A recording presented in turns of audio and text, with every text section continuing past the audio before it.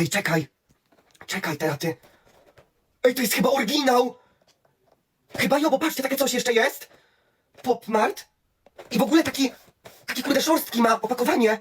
O kurde, chyba oryginał dostałem, ale mam bekę. Ej, otwieramy. Ja, ej, otwieramy, kochani. Dobra, zamykam oczy. Sorry, już zobaczyłem, kurde.